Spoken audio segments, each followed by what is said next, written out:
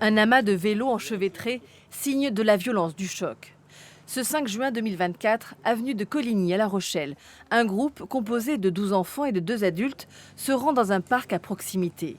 Ils viennent du centre de loisirs Bernard Palissy.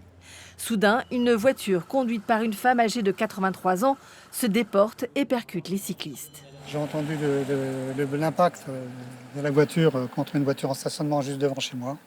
Et puis après, j'ai levé la tête et donc j'ai vu une petite fille avec son vélo qui était projeté en l'air. Et que je suis sorti. Et quand je suis sorti, il y avait des vélos partout, des enfants qui étaient inanimés. Et voilà. Mais les pauvres petits gamins, il y en avait qui étaient plus que choqués. Je ne sais pas où ils sont, ceux qui ne sont pas trop atteints aujourd'hui, mais oh non, c'est épouvantable. C'est épouvantable. Margot, 10 ans, est transportée à Tours en urgence absolue. Elle décède 2 jours plus tard. 6 autres jeunes sont sérieusement blessés. Le lendemain, dans les écoles concernées, le drame est dans toutes les têtes des enfants et des parents. Je lui disais qu'il fallait qu'il soit fort, que ça allait être une matinée, une journée difficile et que lui non plus ne sait pas quels sont donc du coup les enfants concernés, s'il y a ses camarades de classe. Il a cru reconnaître certains vélos, donc ça a été dur hier, il a pleuré beaucoup, il a eu du mal à s'endormir. La conductrice, choquée, est d'abord placée en unité psychiatrique avant de pouvoir être entendue.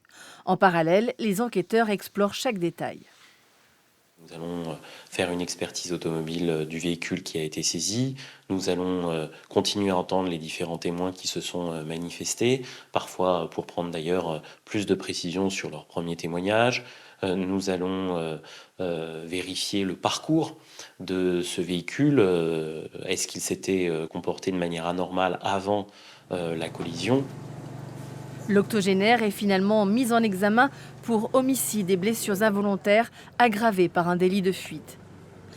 1 an plus tard, la maman de Margot se bat pour que la réglementation évolue sur le permis des automobilistes.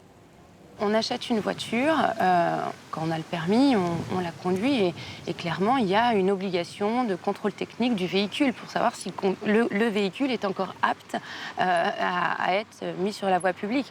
Eh bien, ça devrait être la même chose pour le conducteur. Il faut comprendre que c'est tout au long de sa vie, on peut devenir incapable de conduire. Dans cette affaire, la prévenue encourt une peine de 7 ans de prison.